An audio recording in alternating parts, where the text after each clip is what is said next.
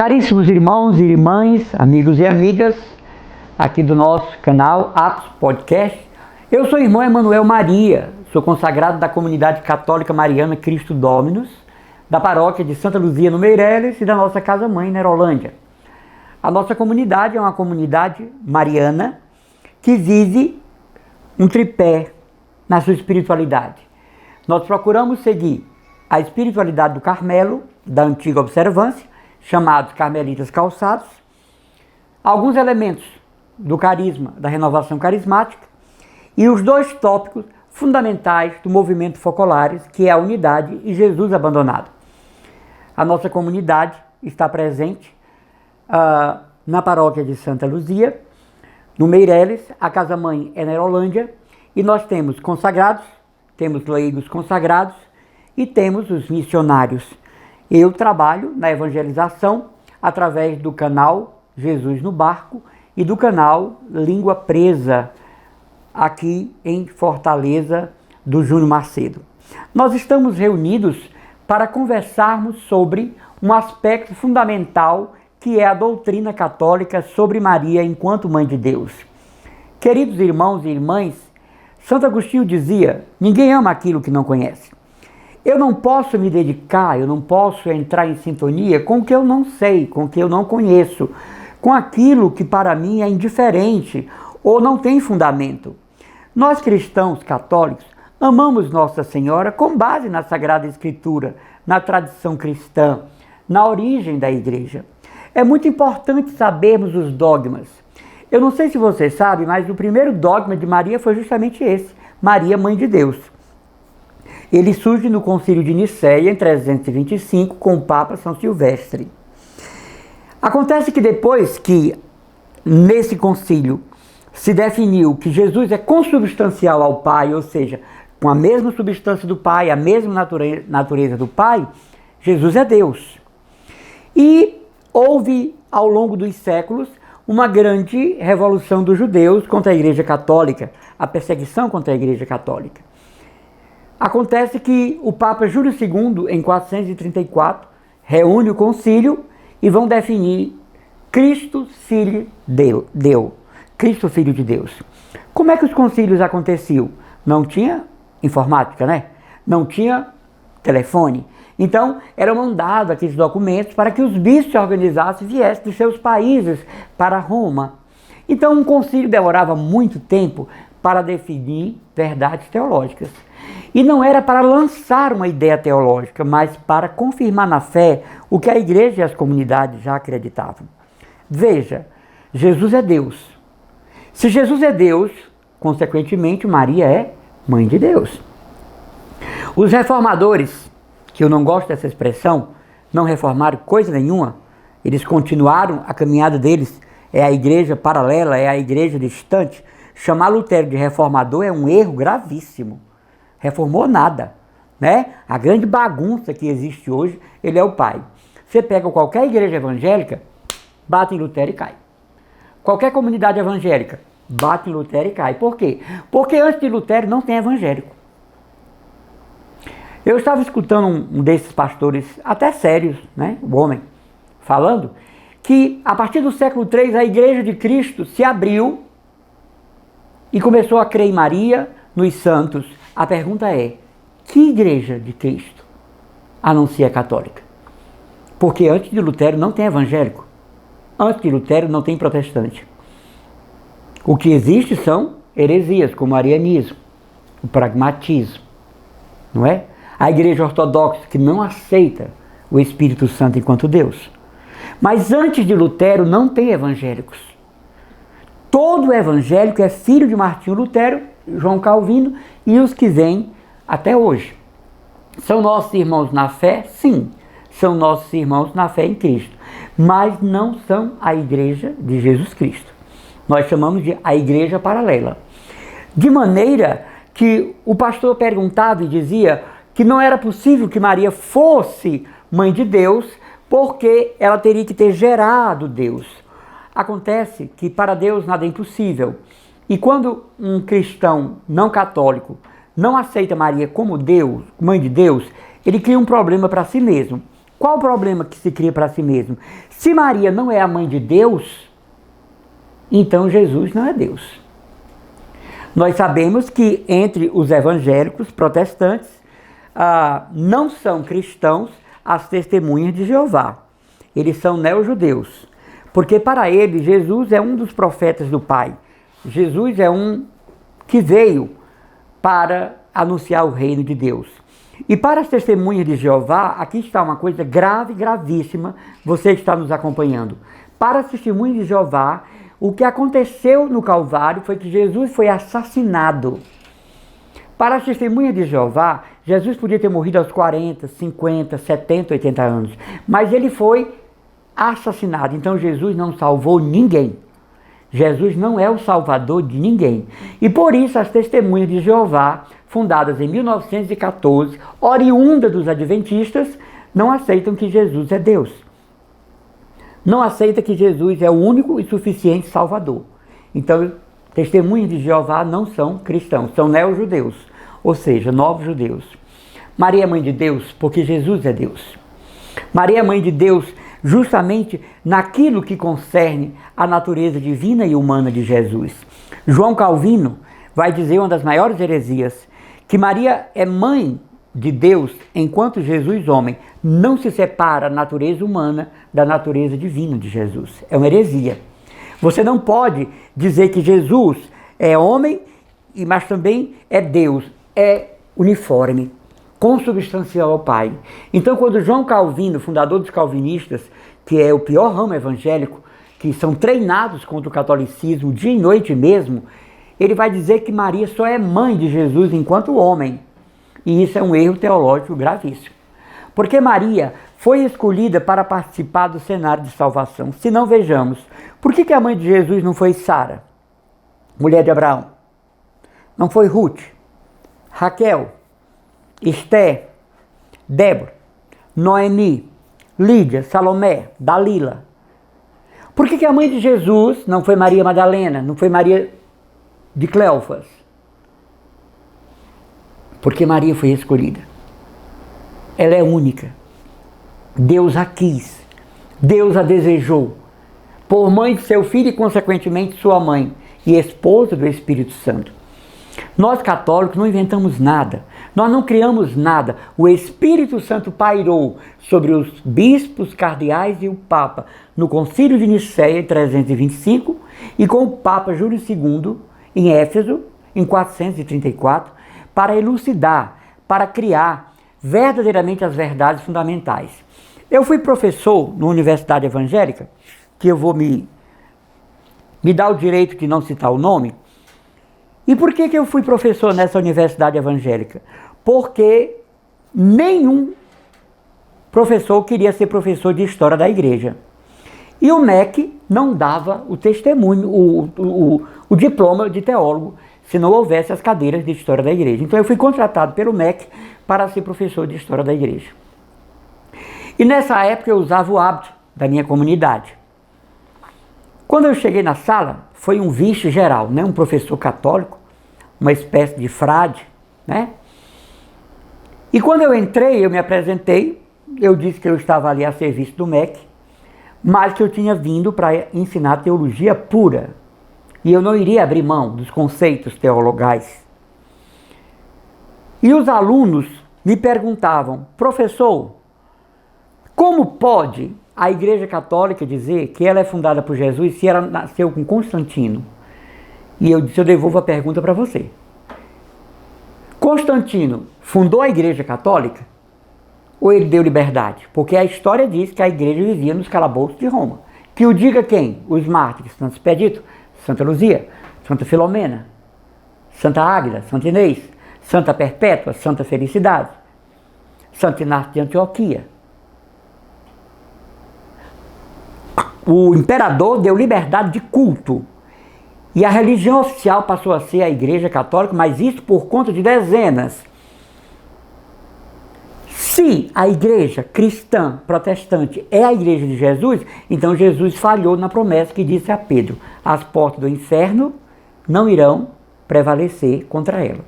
Então, para os meus alunos, que eram todos pastores, eu perguntava, Por quê que a Igreja de Cristo só vai surgir agora em 1537? Por que a Igreja do Senhor só vai surgir com Martinho Lutero? Por que a Igreja de Cristo só surge a partir de Lutero? Porque cristamente eu desafio você a provar que existia evangélico antes de Lutero. Se você não quer ser católico, é um direito seu, mas a sua igreja não é a Igreja de Jesus. É uma fundação de Lutero. O seu pai é Lutero. O seu instrutor é Lutero. Então eu perguntava para meus alunos por que nenhum professor aceitou ser professor da cadeira de História da Igreja. Sabe por quê? Porque se você pegar o carro da história de marcha ré do Papa Francisco, você vai terminar em Pedro. Não tem jeito. Não tem outra saída. Tem horas que eu me pergunto, como é que alguém consegue ficar numa igreja que Jesus não fundou? Gastar sua vida, seus talentos, sua saúde, sua juventude, seu dinheiro, num negócio que Cristo não fundou. E você sabe como é o nome disso? Capricho espiritual. Eu sei que eu estou num negócio que não tem constituição histórica, que não tem fundamentação histórica, que bate em Martinho Lutero e cai, que bate em Calvino e cai. Agora, nós não estamos falando dos valores morais dos nossos irmãos evangélicos, que são cidadãos, que são homens e mulheres de bem. Eu, particularmente, sou muito amigo de muitos protestantes, de muitos evangélicos, mas não é a Igreja de Jesus. E por que essa birra com a mãe de Jesus? Eu costumo brincar que evangélicos vão para o céu por terem aderido a Jesus, mas como é encarar o olhar de Jesus no céu se você trabalhou na terra contra a mãe dele? Se você mandou fazer panfletos contra a mãe dele, publicar livros contra a mãe dele, se você participou de jornadas internacionais contra a mãe dele, como é que você vai olhar nos olhos de Jesus? Eu trabalhei contra a sua mãe. Eu afastei muitos católicos, eu trouxe muitos católicos. Acontece um problema na igreja evangélica muito grave. 80% dos evangélicos, eles são católicos, ex-católicos. 5% são de outras religiões, 5% eram ateus e 10% nasceram na igreja protestante. Moral da história, se esses 80%, e isso está acontecendo, voltarem para a igreja católica, a igreja evangélica acaba. Porque é uma instituição puramente humana. Então por que essa birra com Maria? Ela não é deusa para nós, mas é mãe de Deus. Maria tem atributos divinos. Quando ela diz no Magnífico, o poderoso fez em mim maravilhas, ela sabia que para ser a mãe de Jesus, algo de muito divino tinha sido operado nela. Maria não se achava imaculada, é tanto que quando o anjo aparece, ela diz, eis aqui a Ancila, a escrava, a serva. Ela podia ter dito, eis aqui a mãe do Senhor. Mas Maria sabia que o Pai tinha operado nela maravilhas. Quando ela pergunta ao anjo, como será isso, porque eu não conheço o homem, e que o anjo explica que o Espírito descerá sobre ela, e a sombra do Onipotente a cobrirá, ela aceita o projeto e diz, eis aqui a serva do Senhor. Então essa veneração, admiração por Nossa Senhora, ela é própria do Evangelho. Ela vem da tradição cristã. A Theotokos, a mãe de Deus, não é um slogan católico, ortodoxo, é a fé da igreja. Você sabe por que esses pastores estão voltando para a igreja católica? Porque vão estudar patrística. Outro dia, um dessas pastores famosas estava lendo uma carta de Santo Ambrósio no culto, e era online. E ela chegou e leu a todos os irmãos católicos. E ela se tremeu e ela ficou desconcertada diante da Assembleia e dizia, irmãos, desculpe, nós evangélicos não existíamos naquela época. A pastora, você sabe quem foi porque está na internet. Ela leu uma carta de Santo Ambrósio para os católicos de sua época. E ela teve que admitir, irmãos, desculpa, nós evangélicos não existíamos. Então, quando você nega Maria, você está negando o papel que ela tem na obra da salvação. Ela não é uma barriga de aluguel. Ela não é uma atriz coadjuvante. Eu tenho uma amiga que ela foi chamada para participar de uma novela da rede, não é? Mais conhecida, e ela aparecia de costas numa feira. O papel era esse. E até hoje ela diz que é atriz dessa empresa. Ela é atriz. Ela apareceu na novela de costas. E a gente brinca muito com ela, né? Fulano, como é que tá o contrato? Pede para eles colocar pelo menos de banda, assim, da outra novela. Pede para eles colocarem você entregando um copo d'água para alguém, porque ajuda, né? Então veja, como é que você pode, por iniciativa própria, levantar-se contra Maria e fazer uma injúria ao catolicismo, dizendo que o catolicismo a idolatrou? Nenhum católico, verdadeiro católico, é idólatra, mas ele é mariano. Essa semana uma pessoa me perguntava na internet, eu posso ser católico sem amar Maria? Pode, mas está faltando uma perna no seu caminhar. Está faltando um adereço, está faltando uma virtude singular, porque pela mãe se chega ao filho. Veja, Jesus veio a nós por meio de Maria. Ele podia ter aparecido na Palestina. Quantas pessoas você conhece e eu que nós não sabemos a origem, se é cearense, se é carioca, se é baiano, se é francês, se é alemão, não sabemos nada. Eu conheço muita gente assim. Jesus podia ter aparecido do nada e se apresentado como Messias. Ele veio por Maria. Foi vontade de Deus vir a nós por Nossa Senhora.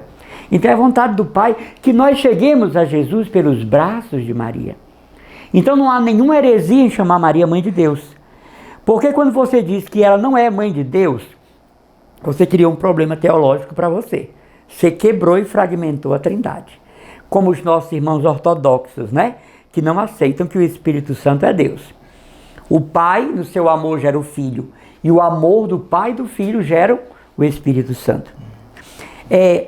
Há muitos anos atrás, os nossos irmãos evangélicos distribuíam aquele Novo Testamento cinza, né? Salmos e Provérbios no final. Agora eles estão distribuindo assim. E aqui está escrito, né? Não pode ser vendido, distribuição gratuita. A Sociedade Bíblica do Brasil e os Gideões Internacionais. Os Gideões Internacionais é como se fosse a maçonaria evangélica. Esse Novo Testamento que está sendo dado gratuito contém mais de 20 erros da tradução. Não sei se você sabe, João Ferreira de Almeida foi um sacerdote que apostatou e virou protestante. Comparando as traduções, nós temos aqui o Novo Testamento da Bíblia de Jerusalém, que é uma das traduções mais respeitadas. Tem a Bíblia do Peregrino, tem a Bíblia da CNBB, né? Mas uma das mais respeitadas continua sendo a Bíblia de Jerusalém. Aqui está escrito em Mateus, veja bem, texto da Vulgata, né? Que vem de São Jerônimo. E sem coabitarem, nasceu Jesus. Aqui na João Ferreira de Almeida, protestante, está escrito, e não coabitaram até o dia que nasceu Jesus. Coisa grave, né? Tradução criminosa. Aqui está escrito, e junto à cruz estava Maria. Aqui está, perto da cruz estava Maria. Aqui em Atos 2 diz que houve a Pentecoste e Maria estava presente. Aqui em Atos 2, só os apóstolos estavam em Pentecoste. Isto é gravíssimo, não é? Aqui, quando Maria chega na casa de Isabel, Isabel já esquece que é sua prima e diz, bem-aventurada és tu entre as mulheres. Aqui diz, feliz és tu. Mudou totalmente. Então eles estão distribuindo gratuitamente. Atenção, isso cai na mão de um católico desprevenido, de um católico sem formação. E olha, aqui está dizendo que José não mexeu em Maria até o menino Jesus nascer. Gente, isso é uma tradução irresponsável. Eu acho que a CNBB deveria se pronunciar sobre essa nova Almeida, né? João Ferreira de Almeida, porque isso aqui é um crime contra os cristãos católicos. É uma Bíblia falsa. Talvez por isso é dado gratuitamente, né? Uma tradução que não é verdadeira. Uma coisa eu digo a vocês, a Igreja Católica tem em Maria o modelo acabado de serviço a Cristo. Maria é a serva fiel. O que eu não consigo na minha humanidade, eu posso me espelhar na humanidade de Maria. O que eu não consigo naqueles limites humanos, eu posso ser como Maria. O cristão católico verdadeiro, ele se faz a seguinte pergunta, em todas as situações: o que faria Maria se estivesse no meu lugar? Como procederia Nossa Senhora se estivesse no meu lugar? Numa confusão, num conflito, o que diria Maria? Numa situação difícil, qual seria o procedimento de Maria? Para nós católicos, ela é o modelo perfeito da ação do Espírito Santo. E quando nós a veneramos como Theotokos, Mãe de Deus, não há nisso nenhuma ofensa a Deus, porque se Deus nos amou ao ponto de dar Jesus, Deus amou Maria ao ponto de fazê-la mãe do Senhor. Você já parou para pensar, católico mesmo, que a carne de Maria é a carne de Jesus?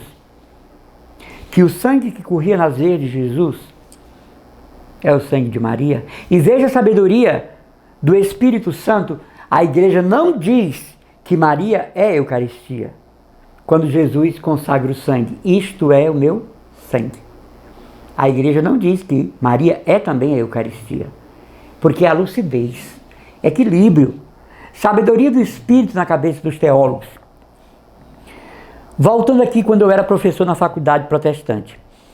Quando chegou o semestre, que eu tive que mostrar aos meus alunos, todos pastores e pastoras, repito, de boa índole, respeitáveis pessoas, que todo o Novo Testamento de Mateus e Apocalipse foi definido no Concílio de Éfeso.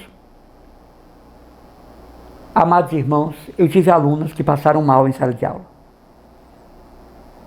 E eu questionei para que pudessem provar o contrário. De Mateus a Apocalipse, quem definiu que era a palavra de Deus, colocou ponto, vírgula,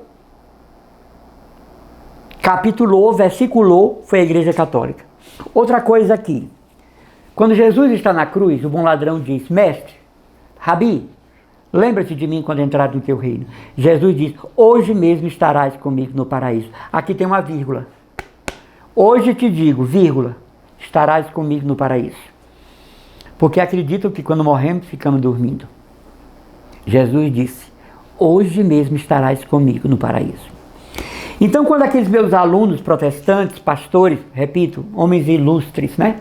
E mulheres também, eu tive uma aluna que passou mal, numa palavra, ela surtou. Porque ela era pastora de uma igreja evangélica.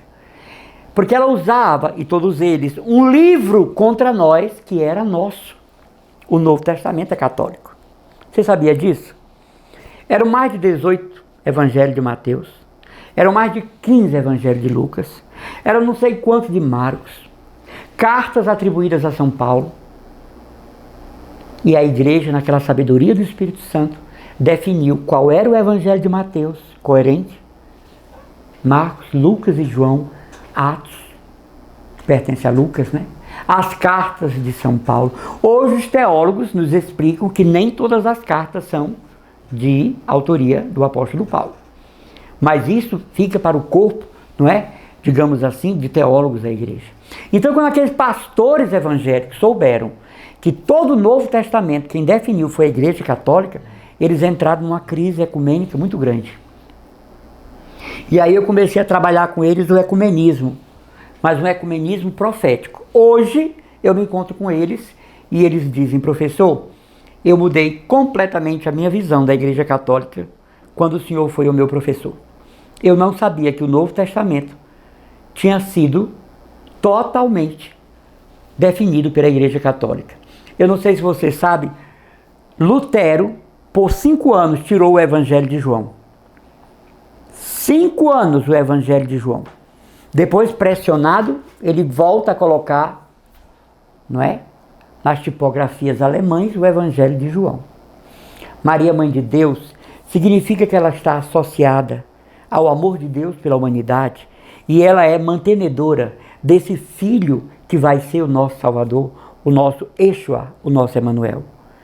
Maria está associada à obra salvífica de salvação como intercessora, como canal da graça, como aquela que intercede, como aquela que pede por nós e é modelo para a igreja. No dia 1º de janeiro, o Papa, não é, designou a festa de Maria, Mãe de Deus. Momento único para que nós, ainda dentro das realidades da oitava do Natal, celebremos aquela que não é uma mulher qualquer, como dizem alguns, mas é uma mulher ilustre. A grandeza de Maria não está em você amar ou não. a grandeza de Maria está no Pai, no Filho e no Espírito Santo. Nossa Senhora não é mais nem menos porque você a rejeita. A grandeza dela, quem deu foi a Trindade. A igreja só traduz a inspiração da Santíssima Trindade. Não foi a igreja que colocou Maria no nicho. Não foi a igreja que colocou Maria no altar, mas foi o Pai, Filho e Espírito Santo. Talvez você pense que desprezando Maria, você está agradando Jesus. Ao contrário, você vai se encontrar com Ele. E qual é um dos mandamentos? Honrar pai e mãe. Agora você imagina, desonrar a mãe do Salvador. Você não acha um pouquinho demais, não?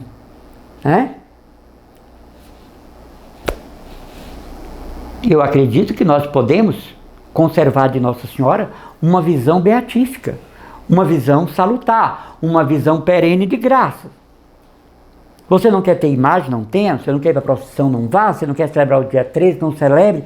Mas não se levante contra aquela que o Espírito Santo exaltou. Não é a Igreja Católica que exalta Maria. É o próprio Espírito que fez dela sua esposa. Então ela é a mãe de Deus, porque Jesus é Deus. E quando você nega isso, você quebra a Trindade e você fica com um problema teológico. Porque Jesus é Deus consubstancial ao Pai. Significa o quê? Igual natureza, igual substância. E veja, isso foi no Concílio de Nicéia 325. O catolicismo já estava o quê? Legalizado. Não era mais perseguido. Então, meu irmão, minha irmã católico, eu estou falando em primeiro lugar para você, estude a fé. Estude a doutrina. Por que nós acendemos velas? Por que temos imagem quando a Bíblia proíbe fazer imagens? Por que rezamos pelos mortos? Por que temos a missa de corpo presente, o 7º dia de 30º? Por que vamos ao cemitério no dia de finados? Por que existe a vida religiosa, o sacerdócio dos padres? Por que tem a festa do padroeiro? Outro dia eu soube de uma moça evangélica que estava com a causa na justiça para tirar o nome Maria do nome dela. Veja que ponto chega a ignorância, procedente dos protestantes fundadores, não reformadores. E Lutero não era contra Maria, ele deixou um poema belíssimo chamado Magnífica. Você não sabe porque não vai atrás. Mas quando a mãe de Lutero estava para morrer, mandou chamá-lo. E quando chega Lutero, está no histórico de sua vida, a biografia de Lutero: meu filho, não me deixe morrer. Na dúvida, qual é a igreja de Cristo? A mãe de Lutero. Vocês sabem o que Lutero disse? Mamãe, a igreja de Cristo é aquela que nós abandonamos. Lutero, em vida. Agora, se você não vai estudar, você não vai saber disso nunca. Não é? Então eu falo para você que é católico.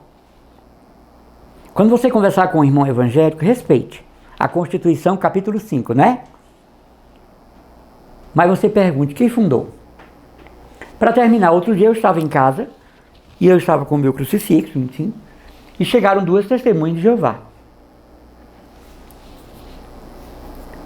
E elas me viram com a cruz e disseram para mim: por que o senhor usa esse instrumento do mal?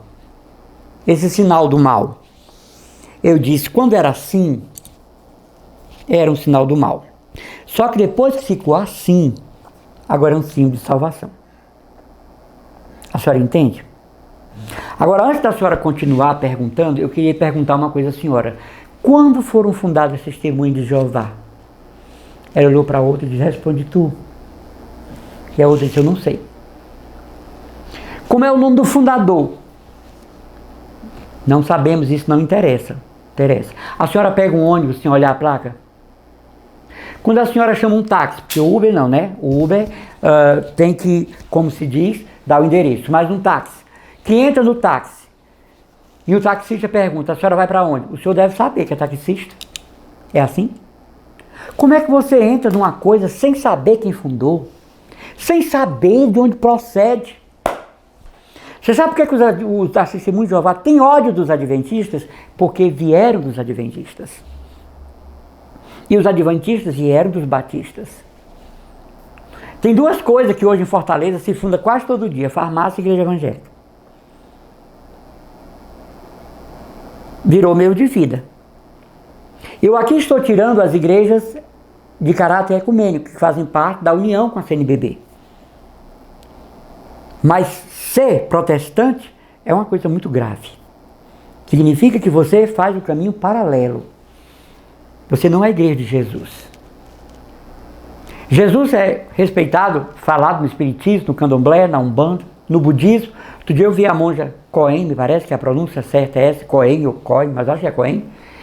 E a monja Cohen dizia, né? Nós respeitamos em Cristo os ensinamentos. Nós respeitamos em Cristo as virtudes, não a divindade. Mas para nós, Cristo é uma figura ilustre. E aí? O budismo é cristão? O hinduísmo é cristão? O taoísmo é cristão? O candomblé é cristão? O espiritismo é cristão? Não. O espiritismo, você que está me assistindo, que é espírita, sabe. Lhe ensinam lá no centro espírita, que Jesus é um espírito iluminado, apenas isso. É um Maitreya, é um Yogananda, é um Sai Baba, não é? Mas não é Deus. Então, se não é Deus, não dá para nós. Respeito, diálogo, mas nunca baixar a guarda. Não é verdade? Então, 90% dos nossos irmãos evangélicos não são estudantes da tradição cristã, da patrística, dos padres do deserto. Não leem a vida dos santos. Não conhecem os escritos de Santa Teresa, São João da Cruz, Santo Agostinho, Santo Tomás de Aquino. Porque na hora que você aprofundar, ou você vai ser um cristão ecumênico, ou você volta para casa. Porque não dá para estar num lugar que Jesus não fundou, me perdoe.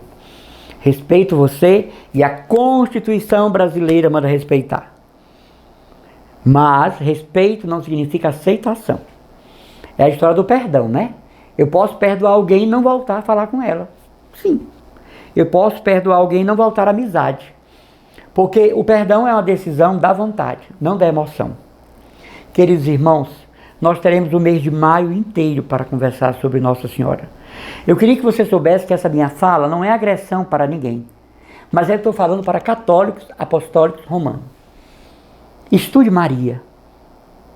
Quero pedir que você leia a encíclica, a carta apostólica do Papa Paulo VI, Marialis Cultus, o culto de Maria.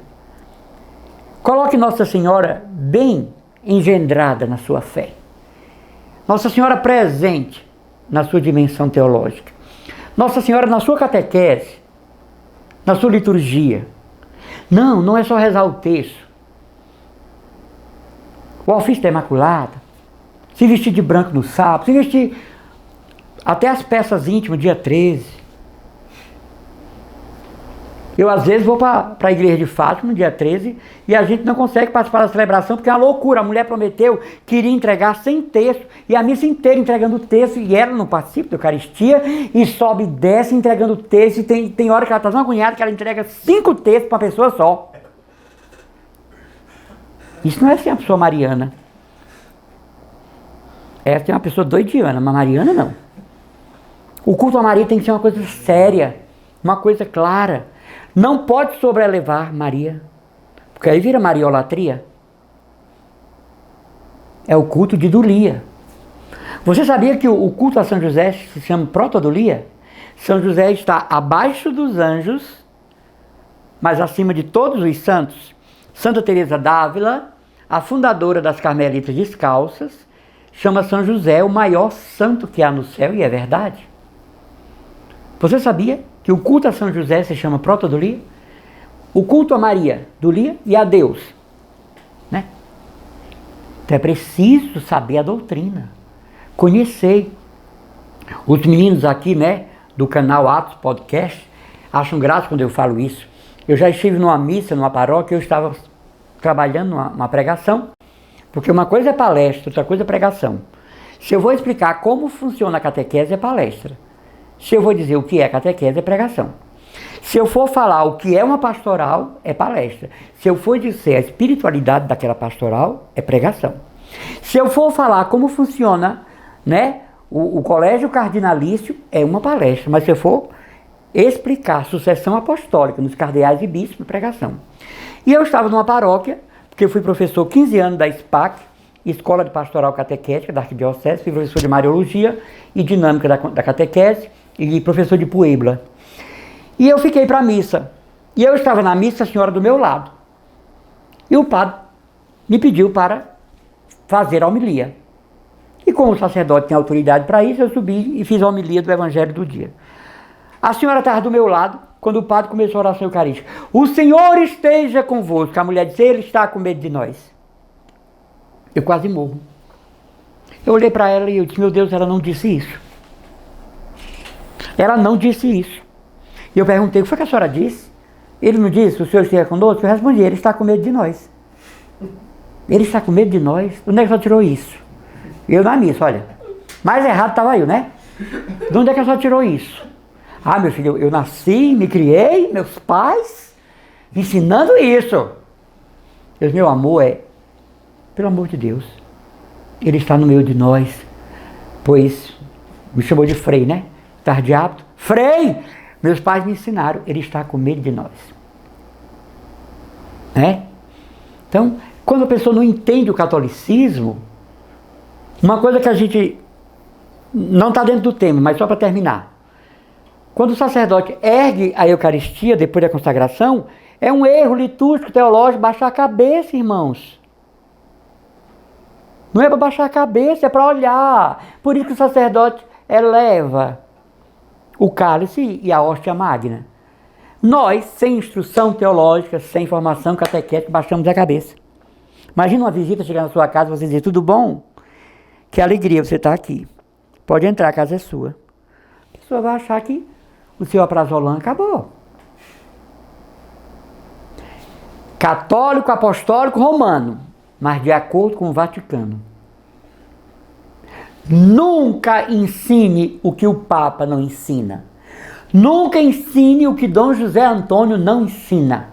O que os padres ligados a Dom José Antônio não ensinam. Tá certo? Só dá acesso a ser católico assim. Mas na minha comunidade, a fundadora diz que nós temos que nos chibatear meio-dia até o sangue, né? Nós vamos ser candidatos ao JF. Dom José não ensina isso. Na minha comunidade, é jejum a pão e água até para diabético. São fortes candidatos ao Parque da Paz. Dom José não ensina isso. Ah, na minha comunidade, a gente não dorme da sexta-feira para o sábado, é em vigília, deitado no chão. O arcebispo não ensina isso. O padre da sua paróquia também não ensina. Outro dia uma pessoa me dizia, mas irmão Manuel, o padre da minha paróquia é doido de jogar pedra. Mas ele é uma coisa que eu e você não somos. Um ministro do altar. Um alter Christi, um outro Cristo. E é um teólogo. Além disso, é um filósofo. Se segue uma linha A, B ou C, é outra coisa. Seguimos com a linha do arcebispo. Mas respeito absoluto a pessoa dos padres. E a doutrina. Se os meninos aqui do Atos Podcast quiserem me chamar durante o mês de maio, eu volto. Se você quiser fazer perguntas, né? Eu, se puder responder, que eu também não sou uma Barça, né? Eu não sou enciclopédia. Aperta aqui e sai Mariologia, aperta aqui e sai Bíblia, aperta aqui e sai Ecumenismo, aperta aqui e sai doutrina. Não, eu tenho limitação de conhecimento. Graças a Deus eu moro no eremitério. Eu tenho uma biblioteca com mais de 5.000 livros. Todos, olha, suor, sangue e lágrimas, viu? Suor, sangue e lágrimas. Nunca recebi das editoras católicas um livrinho com a palavra cortesia. Nunca. Nunca. Né? Eu moro no eremitério. Eu sou eremita urbano. Outro dia, meninos aqui do canal, eu quero voltar para falar sobre ser eremita urbano. Você pode ser um eremita urbano. Muita gente que deixou a vida religiosa está sendo eremita urbano. Eu quero explicar o que é isso. Né? E eu moro no 3º piso da minha irmã, né? Ela me deu o 3º piso da casa dela, meu eremitério. E por ela não entender, eu até compreendo. As pessoas perguntam, o irmão Emanuel está em casa? Ela diz, está no cemitério. E a pessoa fica, quando foi? Já teve a missa? E a minha mãe, do que você está falando? Você não disse que seu irmão está no cemitério? Sim, minha filha, lá em cima. Já conversei com ela, minha filha, eremitério. Quando você diz uma pessoa dessa é cardíaca, tem a pressão alta, diabética, a pessoa, quando foi? Já teve a missa? Ela diz assim, em bom português, ele está lá no cemitério. Então que vai pensar o quê? Vai pensar que está no Parque Yolanda Queiroz, no Parque Raquel Queiroz. Vai pensar no Parque da Paz, São Batista, no meu caso, Good Garden, né? Bom Jardim. Então Deus te abençoe. Seja católico. Pessoal, vocês me dão 5 minutos? Na hora. Estão dizendo que não, mas vamos lá. Olha, tem o católico, apostólico, romano. Diga, eu, em casa. E tem o caótico, apostático, romântico.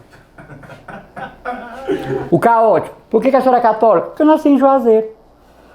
Tem razão com a dessa. Por que a senhora é católica? Porque eu moro na Desembargador Moreira, não custa nada. Aquele pessoal do IBGE chega em casa, qual é a religião de vocês? Bota aí, católico, católico, católico. Por que você é católico? Outro dia eu mostrei para uma pessoa amiga uma imagem do Sagrado Coração que eu ganhei da França, uma coisa linda. Ela disse, eu adoro ele. Eu tenho muita devoção a ele. E eu pensando que ela estava de devoção ao coração de Jesus. Para ela, o coração de Jesus era um santinho. Eu gosto muito dele. Eu disse, senta aqui pra gente conversar. Tem coca na geladeira. Então é o católico que não sabe por quê, igual essa senhora, né? O Senhor esteja convosco, Ele está com medo de nós. Às vezes eu vou para as missas, os padres me chamam para ajudar a dar comunhão. Uma senhora chegou um dia, eu disse, o corpo de Cristo, ela disse, me dê 3. A senhora quer 3 o quê? 3 ostras. Não pode, a comunhão é individual e na minha presença, e não é ostra, é hóstia. Eu quero 3 ostras para levar para minha filha, uma cunhada minha, que está do interior, e a minha. Aí o padre viu e disse, irmão, o que é que está acontecendo? Ela quer 3 ostras. Ela quer o quê? 3 ostras. Vem cá, minha filha, sente aqui. O padre, maravilhoso, colocou a mulher na cadeira sacerdotal. Depois a senhora comunga. Mas ela se afastou de Satanás, do inferno, cão, príncipe das trevas, comigo. E eu, vai, Maria Padilha. Então tem o católico que não sabe por quê. Uma vez eu parei, indo para o interior, pregar em Baturité, nós paramos num posto, uma igreja linda, tinha uma senhora varrendo à frente. Eu perguntei para o frentista, quem é a padroeira dessa paróquia, dessa igreja? O rapaz frentista disse, aquela senhora que está varrendo. Era a padroeira? Ele disse, é. Ah, é. Louvado seja Deus. Santa Maria da Piaçava, né? Então é o católico que não sabe porque acende uma vela. Outro dia uma moça católica disse que a mãe tinha morrido. Disse, irmão, eu vi minha mãe passar aqui. Minha filha, você não viu sua mãe. Primeiro que sua mãe não tem vestido mais. Sim, minha mãe passou com um vestido branco. Sua mãe não tem mais nem vestido para usar. Segundo, não tem um corpo. E a igreja não aprova que você viu sua mãe. Então esse é o católico, está tudo bagunçado, né? O apostático, não sei se você sabe, mas mudar de religião é um pecado, chamado apostasia. Você pode se batizar 1000 vezes, você tomou um banho de lagoa. Um banho no tanque. Se um evangélico vier para a igreja católica aceita o batismo de lá, porque ela batizou em nome do Pai, do Filho e do Espírito Santo. O único batismo que não é aceito é o batismo das testemunhas de Jeová, né? Mudar de religião é apostasia. Você se torna apóstata. E por fim o católico romântico. Só que as coisas boas da igreja, as alegrias, procissão, seminário de vida, vigília, Padre Manzotti aqui, né? O Padre Caltrin, outro dia uma senhora pediu, só tem um telefone, o endereço daquele Padre Caltrin. Aquele, agora me fugiu o nome dele. Sei que é um padre sertanejo, né? Eu já estou com um pouquinho de alemão chegando, né? O Alzheimer. Não sei o que Campos, né? Alexandre Campos, é? Alexandre Campos. É aquele padre Caltrin. E ela disse, irmão, o senhor tem um endereço? Eu tenho um endereço eletrônico do padre, sim. Ô, irmão, peça aquele homem para afrouxar aquelas calças. A gente peca tanto, irmão, vendo aquele homem. Eu disse, minha filha, eu não vou mandar esse recado, porque não é a calça do padre que é acochada, é a sua mente que é frouxa. Deixa o padre, está trazendo um bocado de dupla sertaneja para a Santa Igreja e evangelizando. Então o católico romântico é aquele que só quer saber de novena, né? Louvores, explosões emocionais, né? Uma vez nós fizemos um seminário de vida, nossa comunidade, corra linda, a mulher foi repousando, pegou, tirou os óculos e repousou. Outra foi caindo, irmão Manuel. Ah não, né? As coisas da igreja é muito sérias, né? O senhor vai repousando de uma pessoa conhecida, oi. A outra tirou o óculos para poder repousar. Não, a renovação carismática é uma coisa séria. Você não gosta da renovação? Vá atrás, lá do início, com a Patsy Mansfield, nos Estados Unidos, a seriedade que foi. Foi um congraçamento de católicos e evangélicos juntos, mas depois os católicos tomaram sua posição. A renovação carismática é uma coisa séria. Ah, aquele pessoal que passa a noite dando tchau. Não, gente. É um louvor, é coisa séria. As comunidades carismáticas, pelo menos a minha comunidade é séria, e a sua também, né? Tivemos agora aqui em Fortaleza o nosso irmão Moisés Azevedo, escolhido para uma patente, uma função no Vaticano séria. O que é isso? Reflexo da seriedade com que ele vive a sua fé católica e da comunidade católica Shalom. Então, um beijo, um abraço, rezem pelo irmão Emanuel. Eu sou assim mesmo, não sei se vocês sabem, nós fazemos 5 votos: pobreza, obediência, castidade, alegria, porque Santa Teresinha dizia: o coração é meu, pode sofrer, o rosto é dos outros, tem que sorrir. E o 5º voto, que é o mais difícil, a fuga das honras. Então eu sou alegre, eu sou brincalhão. Por quê? Porque eu poderia chegar aqui a convite do pessoal, né, do canal Atos Podcast, meus irmãos. Hoje eu vim falar Maria, Mãe de Deus. Eu sinto uma alegria imensa de estar aqui. Vocês não sabem como é bom a gente ter Maria como mãe. Eu vivo nas nuvens. Aí você diz: ai meu Deus do céu. Né? Então, eu pratico a alegria. Tem pessoas que dizem assim: mas eu conheço pessoas que não gostam da sua pregação. Oh meu Deus, não gostavam de Jesus. Imagine a personalidade ilustre. Só tem um problema: você que não gosta de mim, você vai morrer primeiro do que eu. E eu vou cantar Segura na Mão de Deus no seu velório. Eu vou cantar no seu velório, né? Com minha mãe estarei na santa glória. Sabe por quê? Porque toda vez que você me vê, você passa mal. Então quem vai morrer primeiro é você. Se você amasse, vivia mais. Mas eu só quero de você uma coisa: seja católico, e não voltando. Ó, 2 coisas para terminar: fiel ao Papa e a Dom José Antônio. Tchau.